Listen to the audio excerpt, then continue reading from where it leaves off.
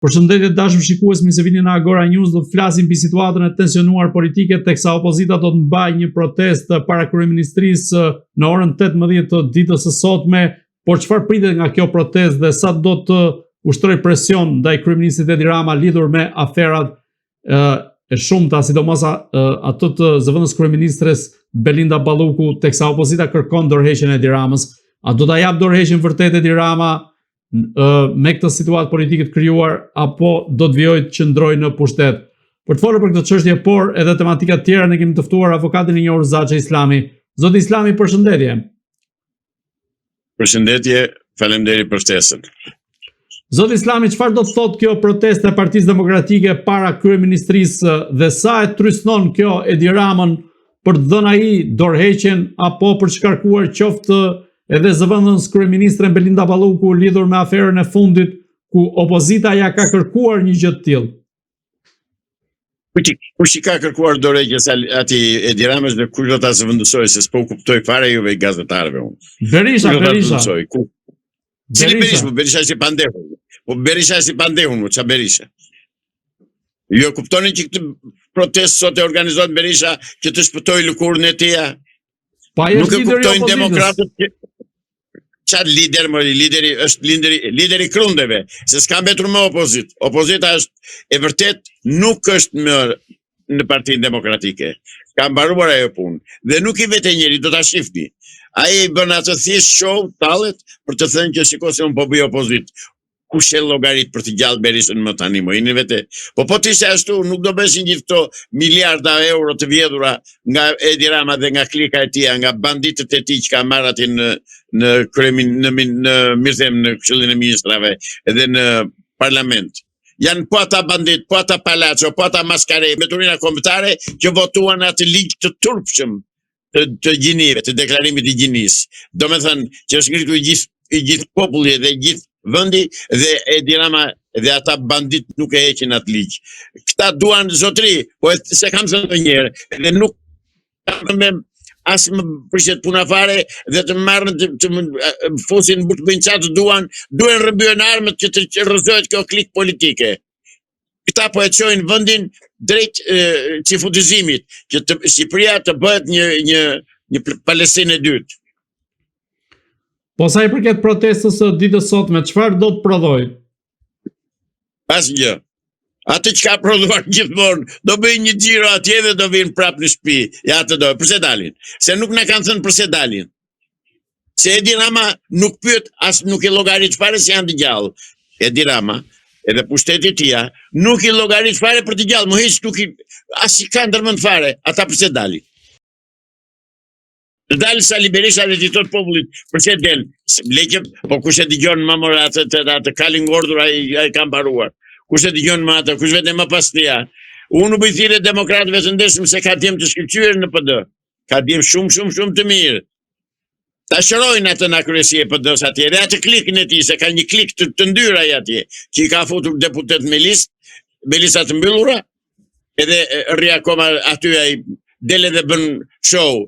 Ai tallet zotëri sepse atë mbajnë në pushtet amerikanët dhe atë dhe Edi Ramën. Vetëm se i duhen Iluminatit dhe familjeve të mëdha që qeverisin botës, u duhen ata të dy se u shërbejnë në mënyrë perfekte. Janë që të dy rudimenti i kombit shqiptar. Zoti Islami, si mendoni, a është Berisha njeriu që mund ta rrëzojë Edi Ramën apo duhet largohet vetë Berisha? Mos vazhdo më se zën goj fare. Fare. Edi Rama, ai Sali Berisha po e ndihmon Edi Ramën, nuk rrëzon. Harrojeni atë. Dhe në fakt kjo është një protestë që zhvillohet ndërkohë që Edi Rama ndodhet në Bruksel dhe nuk është fare në kryeministri. Po Edi Rama e di që e ka situatën të garantuar aty, prandaj ikin edhe mermullitje pa ujë. Jo zotëri, nuk pyet Edi Rama për këtë, jo. Nuk pyet sepse janë marrëveshje, ta dini, ja sepse jo se shtrim. Se po të rrezikohej vërtet Edi Rama, e kemi parë kur është rrezikuar vërtet se çka bër. Po ai di që nuk rrezikohet vërtet, edhe tall menderen shqip, po e them, ta dëgjojnë, të më falni për shprehjen. Po Edi Rama tall menderen me shqiptarë dhe me demokratët, jo me mua, se ne e dim se janë që të dy ndash Salihu, ndash Edi Ramën, e dim që janë një parti, Partia Komuniste e Shqipërisë dhe bëjnë ato që po bëjnë. Kanë bërë poshtërsira të mëdha në sistemin e drejtësisë, do ta harroj pastaj më mirë ta them që tani ç'kanë bërë. Kanë futur ca procedura të reja dhe thot u gjykua thot në dhomën e Këshillimit dhe gjykoi një gjyqtar i vetëm. Ka vend të botës që një gjyqtar i vetëm marr vendim pa pjesën e palëve, pa diskutimet e palëve, vetëm në Shqipëri. Pra, po goditet drejtësia dhe goditja e drejtësisë është goditje fatale, është vdekje për popullin shqiptar. Dhe pikërisht këtë po bëjnë. Unë jam pjesë e sistemit drejtësisë, e shikoj se ç'po bëjnë, marrin në 20 e ca vendime, dy ishin në gjyq, të tjerët ishin në dhomë Këshillimit, çan këto trupe mo. Po si e pranojnë dhomë avokatisë Shqipërisë, si e pranojnë këtë gjë? Si nuk proteston kundër kësaj procedure? Ç'është kjo të bësh gjyqi pa palët ndërgjyqëse? Ç'është kjo? Pra këta janë. Ky është Edi Rama, ky është edhe Sali Berisha, tallen me neve. Janë domethënë zbatuesit besnik të Katovicës, të Ramizalis. Mendimin e shokëve të Amerikës. Mendimin e shokëve të Amerikës i bëjnë këto punë. Zoti Islami, duke qenë te sistemi i drejtësisë, prokuroria e posaçme e ka thirrur Sali Berishën për të dëshmuar për 21 janarin dhe flet thirrjen e ka dhënë pikërisht ditën e sotme kur ai ishte paraqitur në SPAK. Si mendoni, çfarë pret Berishën sa i përket çështjes së 21 janarit? Asgjë. Absolutisht asgjë. Po duket i trembur. Kush duket i trembur? Berisha. Ai po teatra ishte aktori. Ata që të dy dhe Rama dhe Berisha janë dy aktorë që i mungojnë skenës së teatrit. Por nuk janë politikan, nuk janë burra shteti, nuk janë adhetar, nuk janë serioz. Ata janë dy karnaval që tallen me popullin shqiptar, se është një popull që i ka ikur damari, i ka ikur delli protestës, i kanë ikur djemt dhe burrat dhe vajzat dhe gratë e mirëfillta që duhet i rëzonin këtë klik të poshtër, që ka marrë pushtetin dhe çfarë pustet do marrë Sali Berisha. Morini vetë ju, si mund të marrë pushtet Sali Berisha duke qenë pan.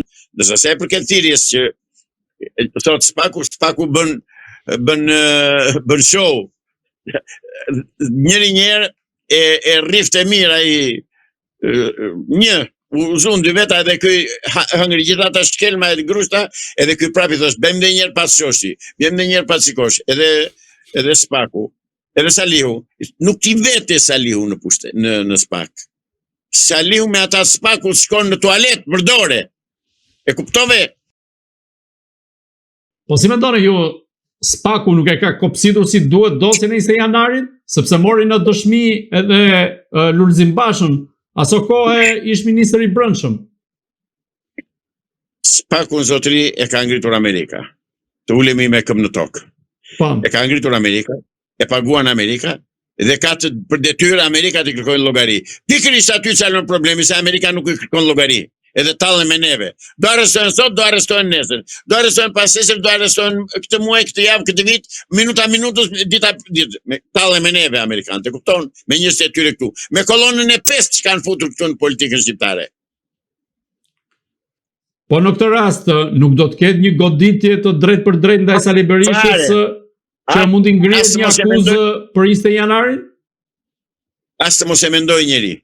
Torpi 4 të tillë, 4 të tillë. Ai ka shkatruar gjithë Shqipërinë, ata i thonë, dale more se ke marca, ke ndërtuar diçka te Pallati Partizani. Që aty kush kishte trun kokë dhe sy në ball, e kuptoi se ç'po bëhet. Dhe ne shohim, ne zotëri që Gomari po na çalon në Amerikë, ta dëgjoj ambasada amerikane, ta dëgjojnë të gjithë filoamerikanët. Nuk ka më filoamerika se unë. Në Shqipëri nuk gjën, po va them unë. Po Amerika tani na ka braktisur. Edhe tallet me neve.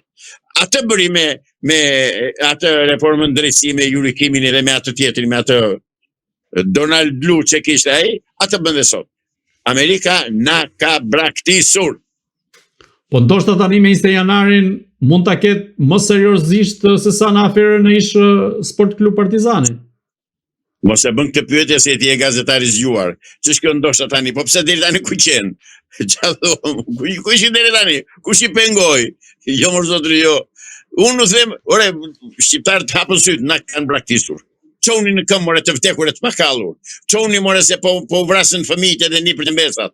Mirë tokës si dilin do se u amer me policaj, po dilin do të fëmijës, sepse del një ballahuri atje, ballahuri që është ajo, edhe mbron ligjin për që boton për këta LGBT edhe për gjinin, që janë këta more. Nxjerrin kanë spionët e tyre, patronazistët e tyre, agentët e tyre, tamam spionët e tyre. I nxjerrin për të folën televizion për të ligjëruar atë ligj. Dhe kush janë këta që i ftojnë ata njerëz? Pse nuk ftojnë mua atje në televizion ato? Kushdo që është atje, qoftë me ballahurin, qoftë me këdo tjetër. Se u tregojnë vendin atyre dhe atyre dhe të marrë dhe vesh shqiptarë se çfarë duhet bërë. Po neve na lënë mja, nuk na llogarisin fare. Prandaj Shqipëria është këtu, sepse kocka e vërtet, shtylla kurrizore e opozitës shqiptare nuk del kurrë në mediat e kontrolluara nga Partia e Punës. Zoti Islami, ju thoni se Amerika na ka braktisur, por duket se Donald Trump luftën me kartelet e drogës e ka shumë seriozisht, teksa ka vendosur në saksione familjen Hysa, e cila kishte lidhje dhe dyshohet se ka lidhje me kartelet e Sinaloas, ku njëri prej tyre, luftar Hysa, i takoi edhe kryeministrin Edi Rama në zyrën e këtij të fundit. Në këtë rast, apo i afrohet Amerika Edi Ramës përmes miqve të tij duke goditur ata, dhe në një moment të dytë mund godas direkt edhe Edi Ramën? Po pse që pengon ta godasi direkt tani? Çan këto pyetje. Çfarë thoni more? Si mendoni kështu?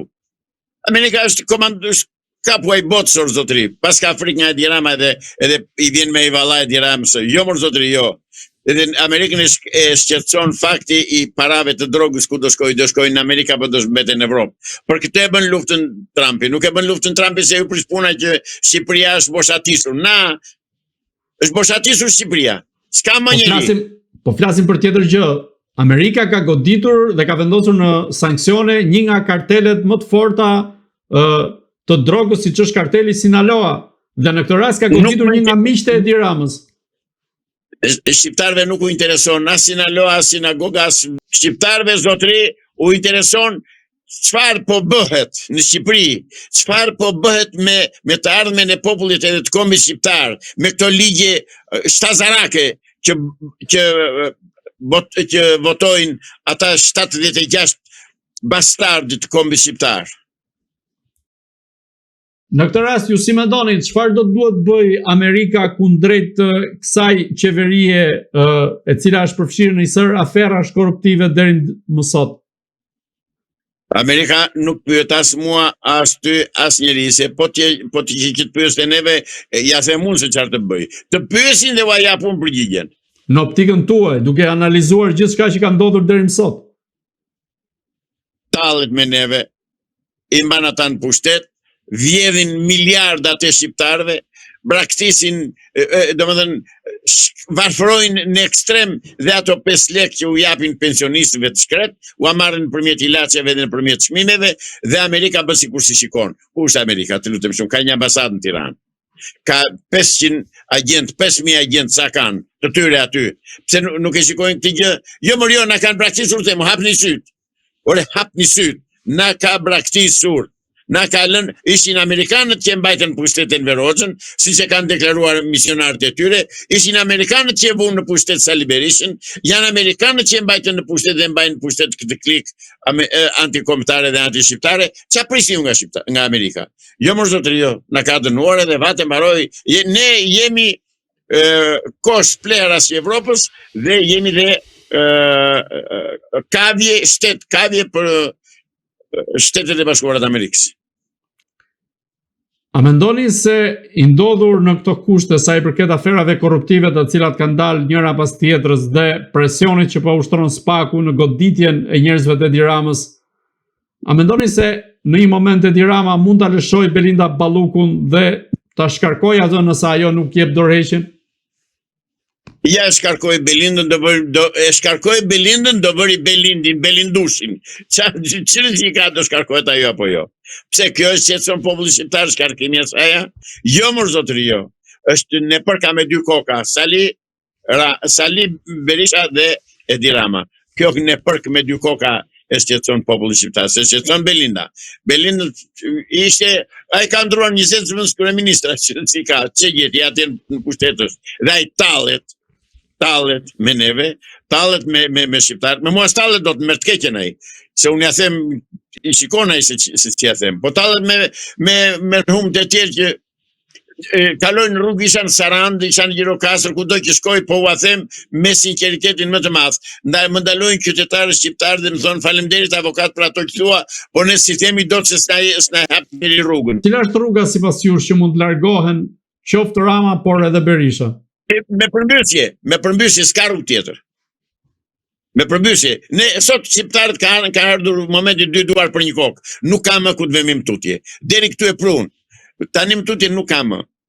2 duar për 1 kokë themi, edhe shqiptarët e kuptojnë mirë, sidomos krahina ime, kupton fare mirë do thotë 2 duar për 1 kokë. Prandaj çoni unë them, shpëtoni kokën dhe fëmijët. Çoni sepse po ju vrasin me propagandë, po ju vrasin me mashtrime, po ju vrasin me sa njerëz që ju kanë marrë në punë edhe i paguajnë, po ju vrasin me të tëra mënyra, me të tëra mjetet. Jemi një popull i vdekur e i pambuluar. E them për ditë, po e them prapë dhe sot, jemi të tradhtuar, flëm gjumë, vetëm përmbysja e shpëton Shqipërinë, asgjë tjetër. Po në këtë rast, SPAK-u, sa rol mund të ketë në goditjen qoftë të Berishës dhe të Ramës në një moment të dytë? Zero rol. Të që ka penguar SPAK-un deri tani. Qa thoni mure? Ore, akoma që SPAK-u ju. SPAK-u do mirë të urdhër nga ata që SPAK-u do mirë të urdhër nga ata që e krijuan. Dhe të zbaton të ato që ka vendosur. Keni parë në një veprim konkret deri tani? Tallet Ballukja, shfryn larën themin në Kurvelesh me shqiptarët dhe thot unë mua s'ka që më bën kurkush. Edhe tallet dhe me atë palloshin e gjatë që ai thot unë të heq të brëndshmet dhe ajo i thot i di shqiptarët se kanë dalë. Edhe ju prisi që këtu të bëhet drejtësi dhe të marrë rrugë Shqipëria. Jo zotëri, jo. Shqipëria është dënuar me vdekje nga kupola që drejton botën. Po në këtë rast, sa mendoni që SPAK-u mund t'i afrohet Edi Ramës, nisur nga fakti që mori të panderur zëvendës kryeministren Belinda Balluku? Fare hiç. Fare. As i shkon ndërmend. Fare. Ata bëjnë show, nuk e kuptoni që po bëjnë show, po ti je gazetar me eksperiencë, nuk je fillestar në gazetari. Dhe ti duhet të shikosh që ata bëjnë show ditë për ditë. Asnjë gjë konkrete. Ndërkohë, gjykata e posaçme ka kërkuar dhe konkretisht i ka kërkuar Interpolit që të ekstradojë Arben Ahmetajn. Si mendoni, a do ketë një moment që Arben Ahmetaj mund të vinë në SPAK dhe të denoncoj të gjitha aferat korruptive që ka bërë me Belinda Ballukun apo qoftë dhe me Edi Ramën? Ja i denoncoj e pastaj zero. Po si zero? Jo s'ke besim fare se mund të shkojnë diçka përpara. Harroje, jo, absolutisht jo. Po sa gjasa ka që mund ta sjellin Arben Ahmetajn nga Zvicra drejt në SPAK? Nuk e di, varet kush do ta sjell dhe kush do ta kërkoj. Se kush do ta sjell, ai ka marrë azil politik atje. Ka një rregull ndërkombëtar, kur jep azilin politik se lviz dot. Vetëm në vafshin ta rëmbejnë, ta grabisin. Vetëm të vend ta grabisin. Por Edi Rama ka një ndihmës të shkëlqyer, të përkryer kolonën e 5 në politikën shqiptare. I vë njerëzit në gjumë. Dhe i lumt. Që është? Është ai që është. E dim të tërë kush është. Është sekret shoqëror, e dim të tërë. Në këtë rast, sa i përket goditjeve të SPAK-ut kundrejt elementëve politik, qofshin ata në opozit dhe qofshin ata në qeveri, si mendoni, pse deri më tani nuk janë konfiskuar pasuritë elementëve politik që janë goditur nga SPAK-u, por është bërë thjesht procese gjyqësore duke nisur këtu që nga Tahiri deri më sot, dhe nga ana tjetër bëhet fjalë që Arben Ahmetaj ka transferuar në Austri rreth 3 milion euro. Pra, pse SPAK-u nuk ju merr pasuritë, ju konfiskoi pasuritë këtyre elementëve politik në raport me akuzat që kanë ngritur, por thjesht i dërgon në gjykatë dhe mbetet aty. Kush e lejon gjykatën dhe SPAK-un që të bëjnë ato veprime që thoni ju? Janë të dy bashkë, më thash, është ne përka me dy kokë. Është ne përka me dy kokë që tallen, që kanë vjedhur, që vjedhin për ditë po dalin afera, vjedhjes, grabitjes, të pasurisë, të gjithë jetës ekonomiko, shoqërore dhe politike në Shqipëri, dhe nuk lëviz një gjete. Ore, e kuptoni që po na tallin, thuajeni mos shqip dhe ju. Me ishe e mundë më të thuaj, s'ka gjë. Mjafton të dalin e firë. Zoti Islami, Erion Velia i ka kërkuar që të ketë një laptop në qeli në mënyrë që të jetë në kontakt me gjitha shkresat dhe lexoj gjitha shkresat që i duhen në raport me avokatët e tij. Ju si e lexoni këtë kërkesë të Veliajt? Çfarë do të thotë? Do t'ja plotsojnë. Po të themuj do t'ja plotsojnë. Është e paligjshme. Se kur kapën të tjerëve një celular, ushtojnë dënimin sa u do qefin ndërsa ati do t'ja plotsojnë të tëra, sepse ai u di të tëra bilahit këtyre o zotëri. I di të tëra s'ka vjedhur Edi Rama dhe sa ka vjedhur e kuj ka çuar. Edhe Ballukja po ashtu. Ai di dhe ai nuk flet sepse nuk janë ban të flasi. Trëmbet. Dhe sa kohë që do trëmbet nuk do flasi dhe ja quan atë laptopin e çfarë pastaj. Ç'a do bëj? Do qeverisin bashkin nga qelia, harroje. Nuk qeveriset ashtu. Pra ajo është një show, një tallje që i bëjnë, dhe me atë tallen, i thonë që ti vazhdo ti e shkryetar ti, po tallen dhe me popullin, tallen dhe me personelin e bashkisë. Tallen, o zotëri, tallen. Tallen, më. Po Edi Rama, si mendoni, pse kërkon tani lirimin e Erion Veliajt nga burgu pas vendimit gjykatës kushtetuese, ndërkohë që ishte i vetmi që dyshohet që u investua maksimalisht që ta dërgonte në qeli. Po e realizoi problemin e tij. Objektivin e realizoi, e shmangu nga partia, e shmangu nga konkurenca që mund t'i bënte Erion Veliaj për të dhënë vendin, dhe tani për Edi Ramën ai që ka lingordur, ndash bëhet dhe çfarë të doj, ka mbaruar politikisht. Kështu që Edi Rama tani do të dash mbajnin burg, dash lëshojeni për mua një llojesh. Si mendoni, çfarë po ndodh në Partinë Socialiste? A është duke u zhvilluar ajo lufta e brendshme për të goditur njëri tjetrin dhe në këtë rast a do të jetë Belinda Balluku elementi që do nxjerret jashtë nga Partia Socialiste? Atë lufta ka filluar që në 41-shin, 42-shin që vran njëri tjetrin dhe i vran udhëheqësit e lëvizjes komuniste në Shqipëri, i vran bashkrash, i vran shokët e tyre. Edhe vazhdon e do vazhdoj me Enver Hoxhën, vazhdon akoma, vazhdon dhe tani ajo luftë e brendshme e tyre, por në fund fare ata i urdhëron padroni i tyre, din ata kush është padroni i tyre dhe u thon stop deri këtu. Zoti Islami, çfarë e pret Edi Ramën në gjithë këtë rrugtim të tij politik që ka nisur që prej 2013-s e deri më sot? A do të ketë ai vazhdimsi në qeverisje apo do të ndalet rrugës nga gjitha aferat korruptive që i kanë shpërthyer njëra pas tjetrës? Ai pret të plaket në pushtet. Të pret, asgjë tjetër. Edhe ne këtë presim, që ai plaket në pushtet, se s'kemi me çata heqi. E vetmja mënyrë për ta qëruar nga politika është përmbysja. Përmbysjen s'na lën amerikanë se u prishet qetësia, na thon ditë për ditë, rrini urt, rrini të qetë, do mirni gratacela, do mirni ato resortet, do mirni pallatet, do mirni hotelet, do marrëm Gorica Pikla në Shëndre. Këtë do mirni shqiptar, mbajni mend se çu them unë. Gorica Pikla do mirni. Zoti Islami, nisur nga protesta e sotme dhe në vimësi, si e shikoni problemin brenda Partisë Demokratike nga njëra anë dhe kush mund të jetë ai element që mund ta rrëzojë Edi Ramën nga opozita, apo s'kemi opozit fare? S'kemi fare, më kur ke opozit, ke një klik banditës Sali Berisha atë që tallen me simpatizantët e tyre, po dhe ata ka ta ndizur tani kokosh një tel. Nuk ka me të më jo. I shkatroi Edi Rama, i shkatroi Amerika dhe opozitën. Pra të erdhi Amerika. këtu dërgoj njeriun e saj, për të shkatëruar opozitën, dhe mirja bën, se e kishin fare kollajnë dorë, ti thoshin Sali Berishës, ata që e vunë, ata që kanë ardhur këtu dhe i thanë, ne ti kemi vënë në 92-shin, ata ti tonë tani til presta, qërohu. Jo, po u ka shërbyer atyre, prandaj edhe u shërben atyre, prandaj dhe Sali Berisha nuk do lëviz nga pushteti, nga kryesia e PD-s. Aty do rri për të zezën tonë. Zoti Islami, duke qenë se kanë kaluar disa ditë dhe ju besoj e keni parë dhe analizuar ngjarjen e rëndë që ndodhi në aeroportin e Rinasit.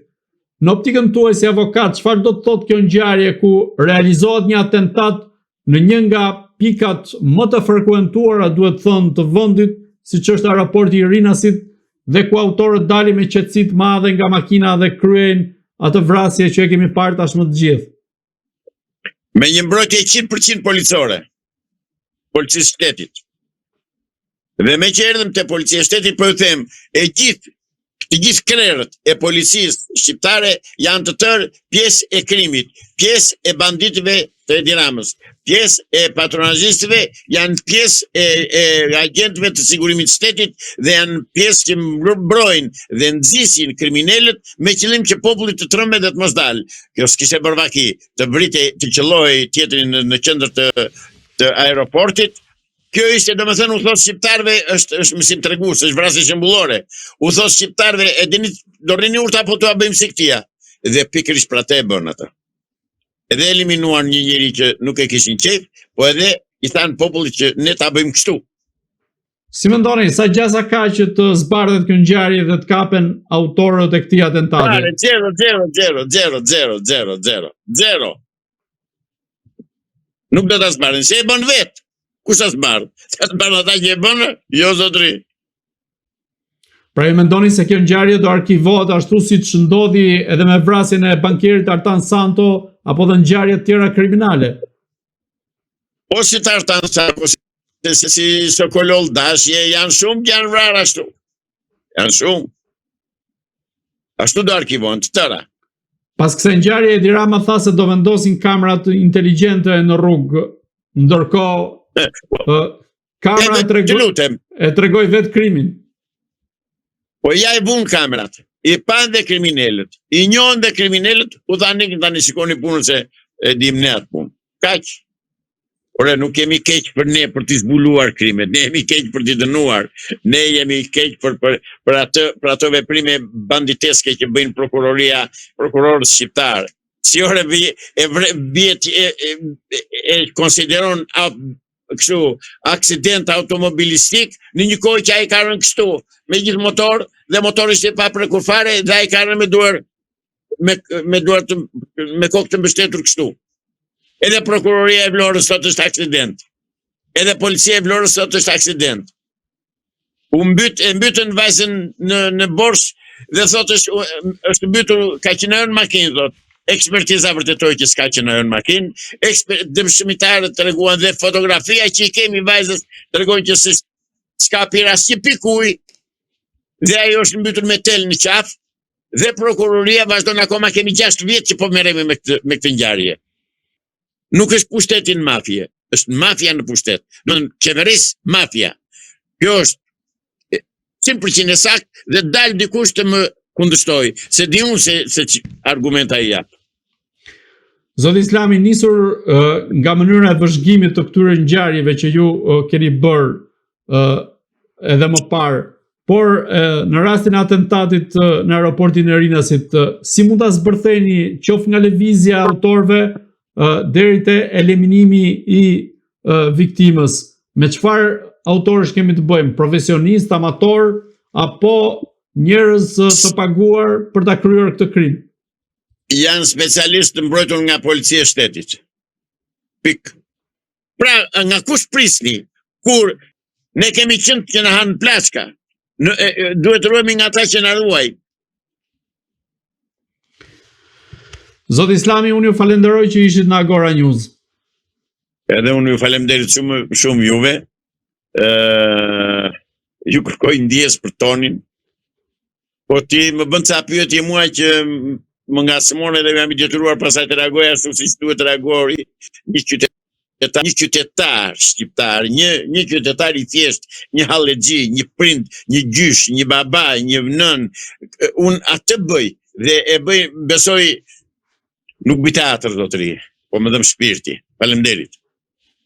Të dashur shikues, bashkë do shihemi në intervista tjera, por mos harroni të bëni subscribe në kanalin tonë në YouTube.